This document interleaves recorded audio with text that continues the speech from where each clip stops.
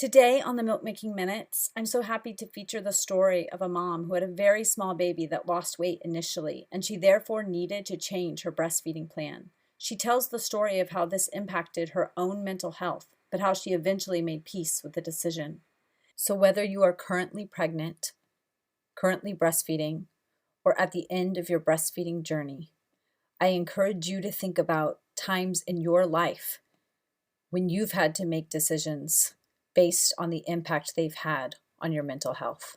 Let's dive in. Hi, Olivia. Welcome to the Milk Making Minutes. Hi, Lo. Thanks for having me. Yeah, I'm so glad you're here. So, I'd like to have you start out just by introducing yourself and your family. So, my name is Olivia. I live in Jackson Hole, Wyoming with my husband, Nick, and our baby girl, Lennon, who was born in November of 2021. So, she's about 5 months old, and our two dogs. And yeah, we've lived out here at West for about 10 years now. And Lennon is our first child, our first baby. So, before we get into what's been going on with you and Lennon when it comes to feeding her, what was your experience with breastfeeding before you were deciding to start your family?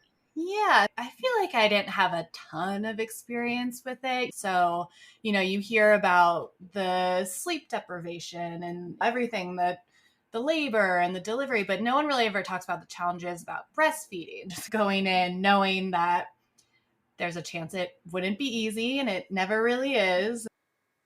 Olivia approached her mom after having her baby to ask about her breastfeeding experiences. I asked if this was ever a topic of conversation during her pregnancy, and this was her response. No, honestly, it never even crossed my mind before, I got pregnant or had Lenny to even ask her about it. So, yeah, and it is something that I feel like we should talk about more. It's a story of like our past and our history as a family and everything. And it was really interesting to hear. Yeah. Olivia went on to tell me that she did a lot of reading to try to prepare for labor and delivery, and read one book about breastfeeding because this was one part of having a baby that she felt very nervous about. I then asked Olivia to describe her birth story. She went on to describe how Lenny was born 16 days early after she labored all day while working. After finally calling her doctor, she was instructed to go to the hospital for a non-stress test and a cervical check, and she never left the hospital. Her baby was born 4 hours later. They laid her on my chest right away. That was just such an incredible feeling. And we do that for about an hour. And I knew that ahead of time. They had said, we'll put her right on your chest and before we do anything, and you'll have that skin to skin for an hour. Olivia went on to explain that right at 1 hour postpartum, her blood pressure dropped so low that she passed out and had just enough time to hand the baby off. This lasted just a few seconds, and at this time, the nurses weighed and measured the baby. Olivia was shocked to discover baby Lennon weighed only 5 pounds, and thus began her journey of anxiety about Lenny's weight gain, which you will hear in the upcoming saga, and which so many breastfeeding moms can relate to. And I looked over to my husband and I said, how much does she weigh? And there was a pause, and he was like, she's 5 pounds. And I was like, what? And I knew she wasn't a big baby. I never really expected her to be big, but I definitely did not expect her to be 5 pounds. She was early, but she wasn't that early. She was small for her gestational age. And I was like 5 pound, how many ounces? And it's like, just 5 pounds. 0 And ounces. were they acting concerned about this, or was it concerning to you It was personally? concerning to me. I could tell they were a little concerned, but I think they didn't want to freak me out too much. And they were like, she's healthy, she's breathing. They weren't super, super worried. I definitely think I was more worried just because I didn't know what that meant. Okay. And so, yeah, they basically said, they gave her back to me and I'm holding her, and they said, she's healthy. She's just she's very small, and essentially we're just going to have to keep an eye on her, make sure she can sustain her blood sugar levels. I know that was like a big test that she had to pass. And then they just had to make sure that she was going to be able to either latch and breastfeed, or just feeding from the start became a very important thing for her, for sure. Yeah, yeah. So let me back up just a little bit. In that immediate hour of skin to skin, did any feeding happen? The initial feeding was later, was a little bit after, they kind of cleaned her up a little bit, after we cut her umbilical cord, after just everything. I do remember when she first latched. So there Okay. may have been something during that hour, but if there was, it wasn't anything. It was more just skin to skin, like just me holding her on her chest. Okay. And Nick got to, hold her too. Although Olivia could sense some worry from the hospital staff about baby Lennon's size, from the very first latch her own worries were alleviated. Lennon appeared to be latching well. She could hear her swallowing milk, and Olivia wasn't in any pain. Although she got some mixed messages about frequency of nursing, she felt supported by hospital staff who encouraged her to start pumping right away and showed her how to use her pump she brought with her. They even made a makeshift pumping bra for her. An IBCLC was not available right away, but the nurses were very helpful.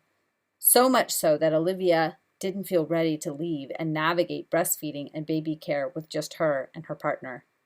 There was just one little incident she can now look back on and laugh about. And the nurse, she dropped my first bottle of pumped milk. Oh no! She felt so awful. Oh my gosh! I've Kind never heard of that happening I before. know. She was so sweet, but she just felt terrible. It just kind of, rolled out of her hands and just spilled on the floor. And she was like, "Oh my gosh, I'm so sorry." You might not have even known at that moment what that meant. Right. Anyone who has pumped milk, seeing somebody else spill your milk, the Yes. rage that you feel. Well, and I think if I had known, what I know now, I Right, definitely would have had different feelings where I was like, right. it's okay, I can pump more. Yes, knowing what I know now, I definitely would not feel the same way. And were you feeding expressed milk from those pumping sessions to her? So we had occasionally, we'd have a little syringe of express milk that I would Okay, give her. okay. Or I remember one time I put a little on my finger. And Um, had your milk, your mature milk, come in by the time you left the hospital? it hadn't come in. It came in, I want to say, in either day 4 or 5. It was only Okay, a day or two after I left the hospital. okay. And Um, were they, I know nurses were giving you an amount of time to feed the baby, mhm. but were they, what kind of counsel were they giving you around how regularly to feed? I think for me, I want, I, this is just me. I love schedules. I wanted to be on the schedule early on. So I was feeding her every 3 hours, and they were basically saying that's great. Every 3 hours, that's standard. And so that's just kind of what we stuck with. And yeah, they would, come in the middle of the night, wake me up, and have me nurse her. And yeah, so And was she staying in the room with you? she was, yes. And did she ever indicate hunger in between those 3 hours? She didn't, no. Mm-hmm. She was on track on that schedule also. And yeah, she, before we left the hospital, the hospital has several lactation consultants there on hand, and they book you an appointment with one before you leave the hospital for a few days later. So I had an appointment. I left the hospital on a Sunday, and I had an appointment with my lactation consultant, Janet, on Wednesday. So I knew that was in the near future, which definitely eased my worries a little bit. So leaving Mhm. the hospital, I knew I would be back in the next few days. And if I had questions or concerns, we could address them then. So that helped for sure. Yeah. Yeah, that's great knowing that, okay, I just have to make it a few days. Right. Yeah. Okay, so you get home, and when you go home, it was just you and your partner Hmm. at home. Yeah. Did you have anybody else Nope. It was just around? us. Okay. I didn't. My sister lives here, so she was popping in and out, but no, it's really just the two of us. And yeah, just we were we were sent out on our own, and we just were doing what we were doing in the hospital, basically, thinking that everything was going okay. Yeah. Okay, so what happens once you get home? So then, yep, so we get home and yeah, I'm still nursing her every 3 hours. I'm doing about 10 to 15 minutes on each breast, and she seems to be doing fine. She seems satiated at the end of feeding. She doesn't seem hungry. She's not like crying, screaming in between those 3 hours. She's sleeping. Everything seemed totally fine. And then a few days later, I go back for my appointment with Janet. And I remember she has this awesome little room in the birthing center, and it's just cozy, and she has chairs, and it's just this kind of great, comfortable place to nurse. But I remember going in, and she was like, "Wow, your baby's very small." And I said, "Yeah, she's only 5 pounds." And she's like, "Okay, let's weigh her." That was the first thing we did. So we put her on the scale, and she said, she's lost weight. She's down to 4.5 pounds. And I just burst into tears. Hmm. And I was Mhm. like, but, I know it's normal for them to lose weight, but why has she lost so much weight? And she's 4.5 pounds. That's tiny. And like everything seemed to be going really well. She seemed to be eating well. She seemed to, I she wasn't acting like she wasn't getting enough food or nutrients, or she seemed completely fine. So she was like, "It's okay. Let's nurse her and let me watch her nurse on you." So I sat down and started nursing, and shortly after she started, she said she's doing 5 sucks and she's exhausted. And she's essentially working so hard that she's burning so many calories. She's burning as many calories as she's taking in. And so she she just said that she's great at it.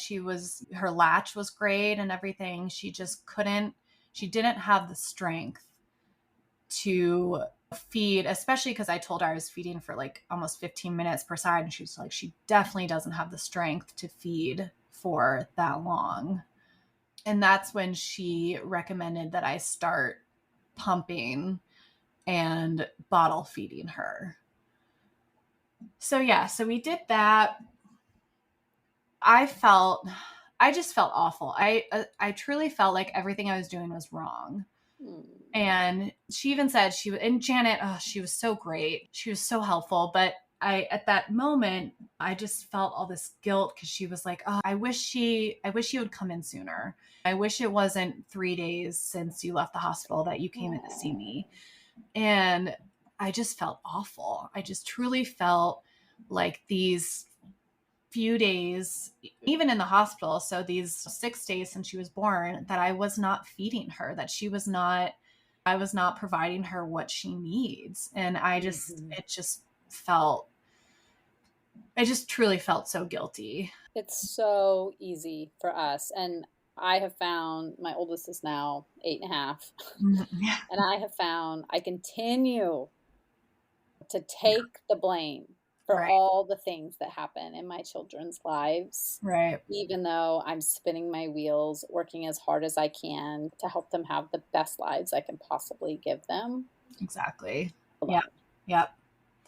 I felt an immense amount of guilt when I thought I wasn't doing it correctly, when I felt like I Mhm. was messing it up. And everything I was doing was wrong. And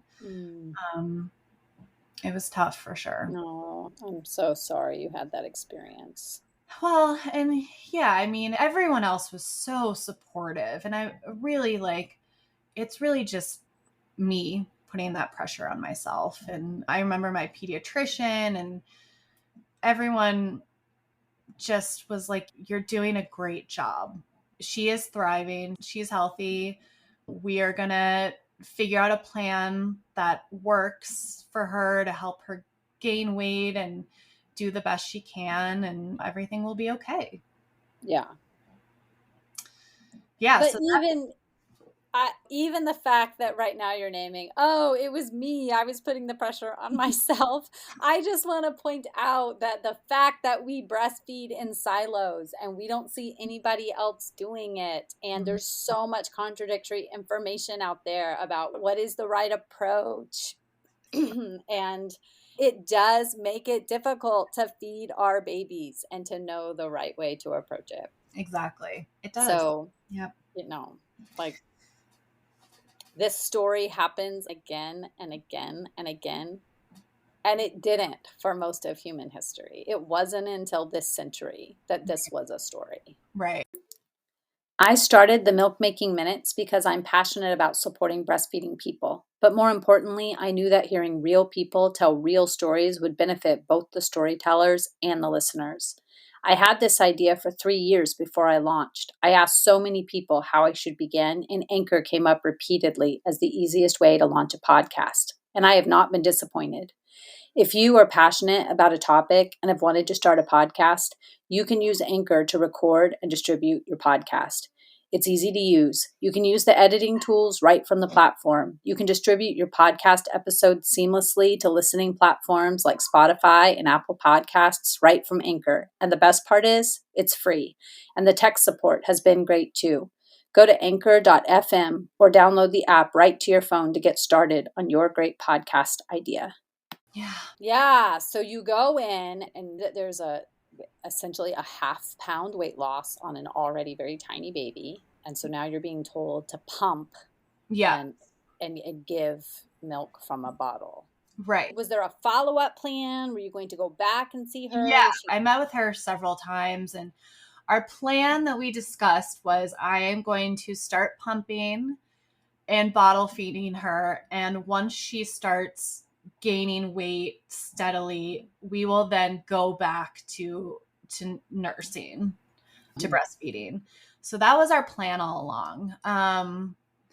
And honestly, for me, I was all about that plan, because when I saw that number on the scale, I just, my anxiety just shot through the roof. And I remember, like, you asked if I knew she was getting milk when she was breastfeeding in the hospital. And I thought that she was, but I wasn't, you can't really say yes or even how much. So once we started with the bottle, it just helped my anxiety so much, because I could see how much she was drinking, and I knew how much that she was getting this, and that she just was on the right track to gaining weight. So truly, as upset as I was to stop breastfeeding at that moment, I also had this huge sense of relief that I would now be able to just to have that reassurance that she was going to get everything that she needed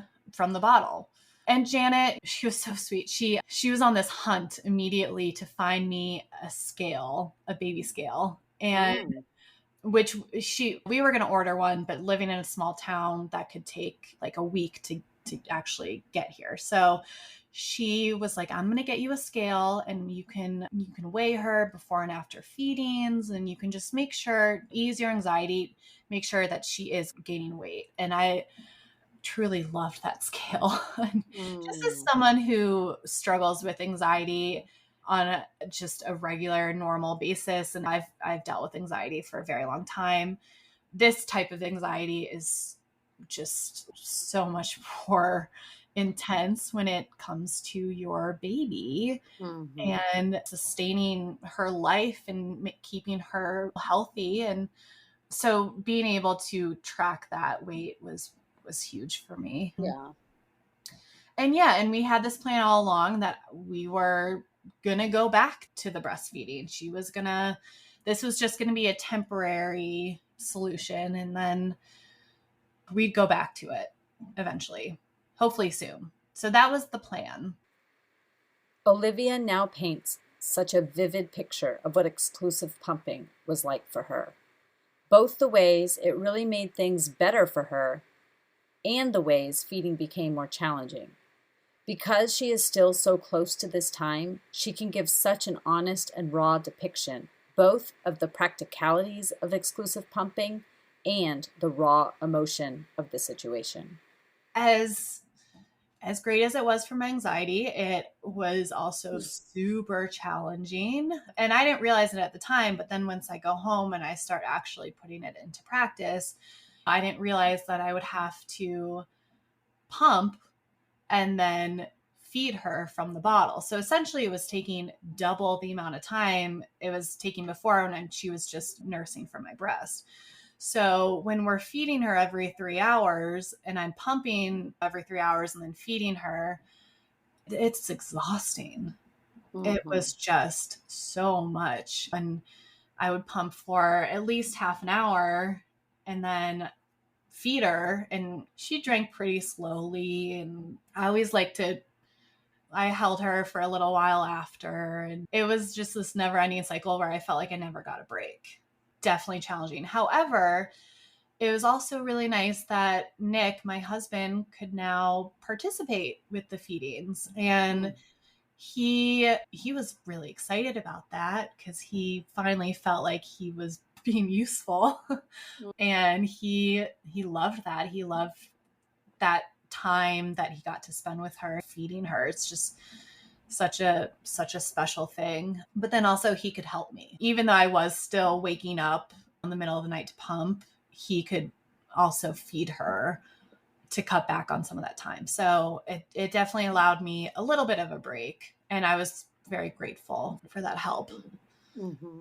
At this time, how much milk were you providing for her? So I was essentially providing her exactly enough milk I was never making reserved milk. It was the exact amount that she was taking from a bottle. Yeah. So that's even why I was trying to pump even more, because I'm like, I'm making this exact amount, but I was never able to store any. And that worried me a little. So I'm like, well, I got to work hard. I got to get this milk supply up because she's going to start taking more milk, and I need to get this. I bought like freezer bags for milk, and I didn't even open the box. Like I just wasn't there. Yeah. Yeah. At that point, I was doing everything to build up my milk supply. Olivia goes on to tell us all the things she was doing to increase her supply. Things that are evidence-based, like power pumping, and things that are not always evidence-based but get passed down from person to person, like making galactagogues, such as a rice pudding she was trying. I then asked her what pump she was using. Yeah, so I was using a Spectra S1. And I did actually, when I was pregnant, did a lot of research on pumps, and not anticipating the fact that I would even be using it as much as I ended up using it. But I just wanted to make sure I got one that I liked if I did need to use it. And that was the one I chose, and I honestly loved it. I thought it was great. So were you doing any feeding at the breast during this time, or it was all pumping? It was all pumping. I wasn't doing any feeding at the breast. It was just all pumping. Okay. And did you miss that time at the breast? I did. I really did. And to be honest, I think that's why I really never. So I'm doing all of these things to increase my milk supply, and I never really did increase my milk supply. And I think that because I wasn't breastfeeding at all, I was simply pumping, my body just never your body obviously doesn't have the same reaction that it does when your child is nursing from you than when it's just this machine pumping you. And I just never had, my body just never really made a lot of milk. And I really think it was because I was just exclusively pumping. And I would lay her, we did a lot of skin to skin still. I would lay her on my chest and she would sleep on my chest. It was like the best thing ever. No. I would remember just laying on the couch for hours with her just sleeping on me. And I'm like, oh my gosh, I never want this to end. But yeah, I never actually put her on my breast to feed. Yeah. Okay. And how much milk were you expressing in a sitting at this time? My first pump of the morning, I always had the most, and that was probably around between 4 and 6 ounces. And then it was, Whoa! which is, yeah, but then it would like slowly decrease throughout the day. And so another thing is she's very much like her mother and she loves her sleep. So she started sleeping through the night at 2 months old. I call these unicorn babies. Yeah, I know. All you listeners out there, this is a unicorn baby. It's not normal. And literally every single person I've told you is like, they're like, what? Oh my gosh, how is that? Olivia has a unicorn baby. And yeah, the girl just loves her sleep. So yeah, by 2 months she was sleeping like 7 to 8 hours a night. Now she's at 11, but she was starting to sleep through the night. So I was still getting up to pump, but I also wasn't getting up to pump as much as I was before when she was waking up every 3 hours, or even we were waking her up every 3 hours to feed her. She wouldn't always wake up herself. So my nighttime pumping decreased then, which, that also of course doesn't help your milk supply. We always think about milk supply on a 24-hour clock. Exactly. Yeah, whether it's a pump or at the breast. And I knew that I was still waking up myself. I just physically, mentally, she was sleeping through the night. I was just grateful for that and just relishing that time that I could get some sleep. And I definitely noticed my milk supply decrease a little then. But I was still doing a lot, still doing as much as I could to keep my supply up. Yeah. But then of course, as she started to drink more from the bottle, I was still making the same amount. I always made the same amount. I never started really making more. So that's when we had to start supplementing with formula. And then again, I started to feel guilty. And my husband was like, the stress that you're putting on your body isn't helping either. Like, I was doing these power pumps and making this rice pudding and making this tea to increase my supply, but I was also stressing myself out at the same time about it, constantly worrying about it.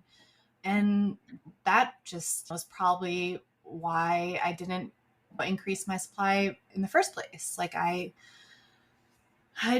put a lot of pressure on myself, again, more pressure, and it definitely didn't help. Yeah. Yeah. So I always tell people that stress hormones and milk making hormones are opposing forces.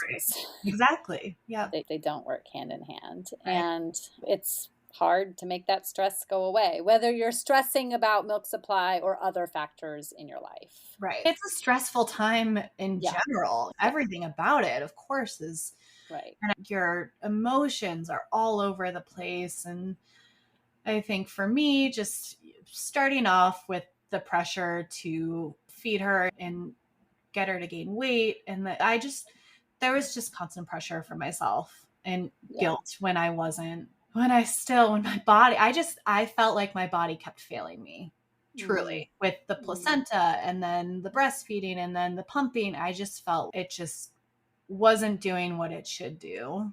Yeah. So how old was Lenny when you started supplementing with formula? It was probably around the 2-month mark. Okay. Yeah, which And is, you said that you had been increasing the amount of breast milk over time. So how much, like that she was taking in a bottle? So how much was she taking at a time? at that point, at the Hmm. 2-month mark. Oof, good question. Trying to I remember. know it's hard. She was probably taking maybe around 3 ounces. I So can't. not like an exorbitant amount, like No, a normal breastfeeding baby yeah, amount. yeah, no, it was definitely a normal amount, Yeah. but yeah, again, I truly just made enough to feed her. And then as she started Hmm. taking a little bit more, I just continued to make that same amount. I just had to start supplementing. Yeah. Yeah, it's not like she was drinking like a crazy amount of milk. Hmm. She was pretty normal. With my first, who I continued to breastfeed all the way up until about 3.5 years. Yeah. But I did have to supplement him too. My breastfeeding journey with him was very hard. And so I did a little bit of both, especially when I was away from him. He supplemented. But Yeah. that first time he had formula, it had to come from me. I remember so distinctly crying my eyeballs out. Oh. And I have these postpartum hormones Mhm. and giving him the bottle of formula. It has to come from me still, even though it's not my milk. Right. What was that like for you? Yeah, I felt that way too. It was hard for me. I knew I had to do it, but I wasn't happy about it. But then we went to our pediatrician and she was like, That's okay. Mhm. She just, as long as she's getting the, the food that she needs, whether it's from your breast milk or formula, it's okay. And if you need to supplement, you go ahead and do it. And she just made me feel better about it. But it definitely wasn't easy at first. And then you just started doing it and I started to feel a little bit better about it. And then it also at this point is when I started thinking back to our original plan about her going back to the breast to start breastfeeding again.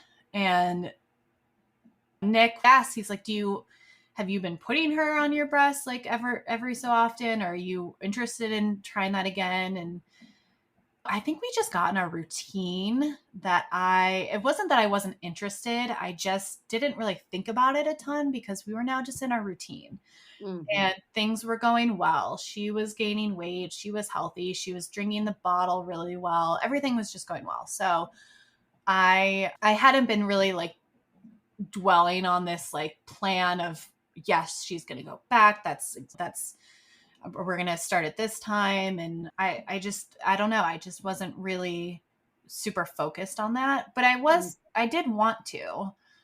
So that was something that I wanted to start doing. And so I tried, actually. I remember the first time I tried. And it was when I was warming up a bottle and she was obviously very hungry and getting a little frustrated because the bottle was warming and she only likes her milk warm. So Mm. we had to wait. She did not like Mhm. that waiting period for it to warm. Mhm. And so during that time, I said, okay, I'm gonna put her on my breast and see what happens. And I put her on, and she latched right away. She started Wow. sucking, and she just like how it was in the beginning, and it was great. And then so we did that for a couple minutes, and then I flipped her to the other. So that was on my left breast, and then I flipped her around, and I tried to put her on my right one. And all of a sudden she just started like freaking out and she couldn't do it. She couldn't latch on my right breast. Mhm. And I kept trying. I'm like, what's going on? And she was starting to get frustrated. And then and then I would get frustrated and it just didn't work. So I don't know why. And then I was like, okay, I'll just give her this bottle. So then I tried again and same thing. She latched great on the left, but when I flipped her to the right, it was just like she couldn't figure it out. And I was thinking about it and I was like, maybe it's because I bottle feed her on my left side. I hold her with my left arm and I Oh, so feed her interesting. with the bottle in my, so I think she's just so used to like being in that Being on that position. side. Yeah, Yeah. being on that side. And then when I flipped her over, she couldn't figure it. She was like, this is not what we She was do. disorganized. Right, Yeah. right. Yeah, that's one of the tips that we give with paced bottle feeding to protect breastfeeding Yeah, is to do a switch in the middle, um, just like you would with breastfeeding. yeah. And no one ever told me that. I had no idea. Yeah. So yeah, we didn't do that. And then I think at that point, I tried a couple other times and I was like, this isn't gonna Some people do just breastfeed on one side. Some people have really. one breast that Yeah, produces and one that doesn't, yeah, and when they just make that work. yeah. Which I'm sure if I really stuck to it, I didn't Yeah. know that either, that you could just do one. I remember everyone always saying, make sure you switch. And Hmm. but yeah, I think at that point You were just ready. yeah, and I knew that it wasn't gonna work. That's amazing though that after that amount of time, by that time it had been a couple of months really, Yeah, yeah. that she latched right on and knew I what to know, she do. was And right, she yeah. was so great at it. Yeah, and that you got to have that experience again. Right, right. Yeah, yeah, so that was just that's where we left it. And then I was still supplementing more and more with formula as my milk just stayed the same. And I was still trying to make more, but at that point also I was like, I just don't see how I will if I've done everything I can to make more milk and I still haven't made more milk. Mhm. And then also at that point I was gearing up to go back to work. So yeah, that just made it even more challenging, going back to work and pumping at work. And at that point, I was still You work pumping. in Olivia, you work in retail, is I that do. right? Yes, I work Okay. in retail. I manage a women's clothing store. I work in retail, and my boss is wonderful, and she provided me with a space to pump, and was essentially like, whatever time you need, if you need to just go right away and pump, you go do it. Take whatever time you need and do what you have to do. But actually, also at that time, my sister had bought me an LV pump, Uh-huh. hands free, very expensive, fancy pump. Yeah, nice gift, I sis. Good know. Thank job. you, Meg. Very sweet of her.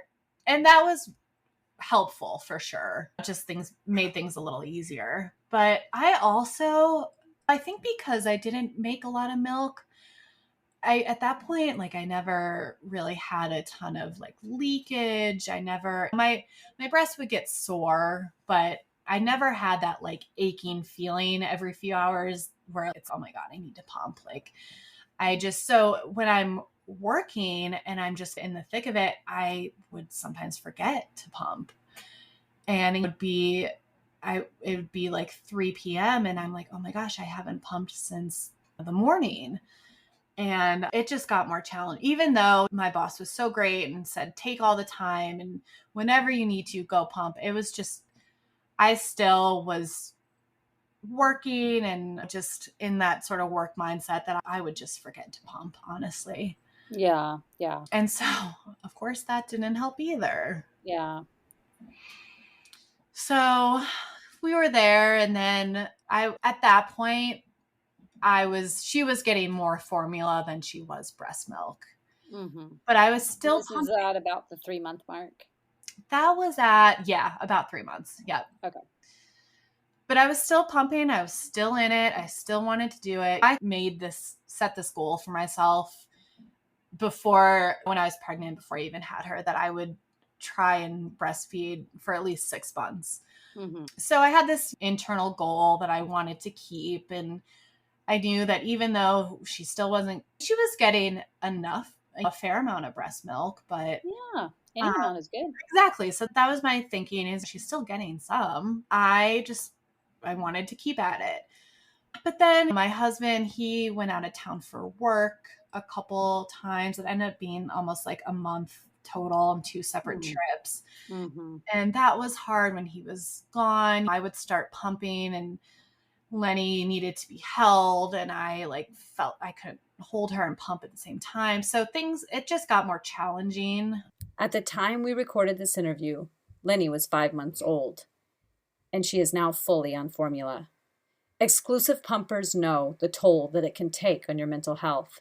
And for Olivia, she knew that the stress and anxiety she experienced while trying to maintain her milk supply by exclusively pumping meant that her mental health was suffering unnecessarily. Although her husband Nick had been telling her all along that it was okay to stop, it wasn't until the 4-month checkup when the pediatrician asked Olivia if she was seeking permission to quit pumping. She offered to gather all the pediatricians in the practice and give Olivia the message that she was doing a good job and that ending pumping was an acceptable choice to make. It was hard for Olivia to get there, but once she did, she felt at peace with the decision, knowing she would no longer be tethered to the breast pump or obsessing over milk supply, and that she could lean into motherhood with less anxiety and worry. I really honestly started to feel okay and good about it. And I was just like, that it's been a long, tough road, and it never, this is never what I imagined my first breastfeeding experience to be like. And it absolutely had its challenges, and grateful for what I could do. And I really then, it was then that I'm just like, I'm so thankful for my body, for what I was able to give to her. And it may not have been much, but I'm grateful for what I did, and I'm proud of myself. And yeah, I felt okay. So I'm done. I'm done pumping. She's just getting formula now, and I'm okay with it. I love that you're able to find that gratitude for your body and for yourself. Yeah. And that you're able to be okay with where you are. Yeah.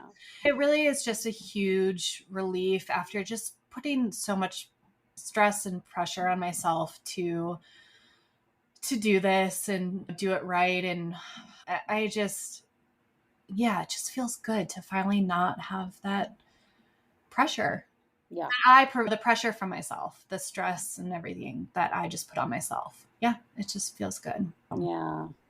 Olivia, thank you so much for sharing this story and being so honest with, how it impacted your own anxiety, which I think so many people will relate to. Any of us who struggle with anxiety will know that parenting just amplifies that because you feel so responsible for these people. Right. Yep. That we've brought into the world. Yeah. So thank you so much. You're welcome. Thank you. Mm-hmm. Yeah.